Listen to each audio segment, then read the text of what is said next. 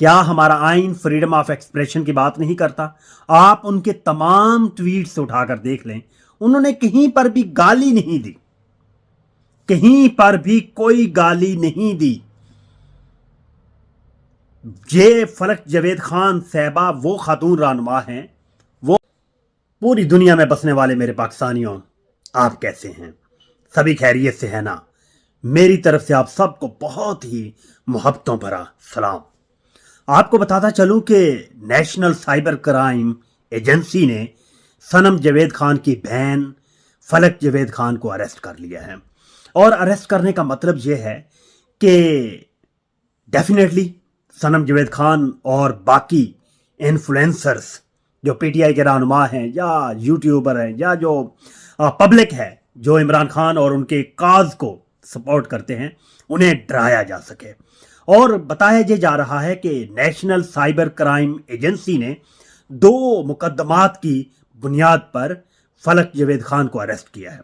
ایک مقدمہ تو یہ ہے کہ وہ اداروں کے خلاف پروپیگنڈے میں شریک تھیں، کہ اداروں کے خلاف پروپیگنڈا کرتی ہے، اور دوسرا ان کے اوپر الزام یہ ہے کہ ایک خاتون سیاستدان کے خلاف انہوں نے نازیبا الفاظ کا استعمال کیا ہے۔ اداروں سے مراد جب بھی کوئی ادارے کا ورڈ استعمال ہو نا، تو ادارے کا مطلب صرف ایک ہی ہے، اور وہ ہے فوج۔ تو ڈیفینیٹلی ان کے اوپر یہ الزام ہے کہ فوج کے خلاف کوئی بات کی ہے، اور دوسرا الزام سیاستدان، خاتون سیاستدان۔ تو وہ خاتون سیاستدان آپ کو پتہ ہی ہے کہ وہ وزیر اعلیٰ پنجاب مریم نواز صاحبہ سے ریلیٹڈ کوئی بات کی ہوگی۔ تو فریڈم آف ایکسپریشن کہاں گیا؟ کیا ہمارا آئین فریڈم آف ایکسپریشن کی بات نہیں کرتا؟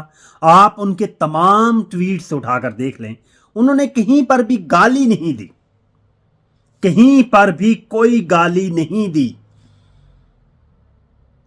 یہ فلک جاوید خان صاحبہ وہ خاتون رہنما ہیں، وہ خاتون سپورٹر ہیں عمران خان کی، جو ان مواقع کے اوپر بھی عمران خان کی سپورٹر ثابت ہوئیں جب عمران خان کے ساتھ کام کرنے والے بڑے بڑے جو عہدے رکھنے والے لوگ تھے نا، وہ دم دبا کر بھاگ گئے تھے، وہ بھگوڑے بن گئے تھے، وہ تب بھی میدان میں ایک خاتون لڑکی وہ کھڑی تھی، ٹھیک ہے، وہ ایک خاتون کھڑی تھی۔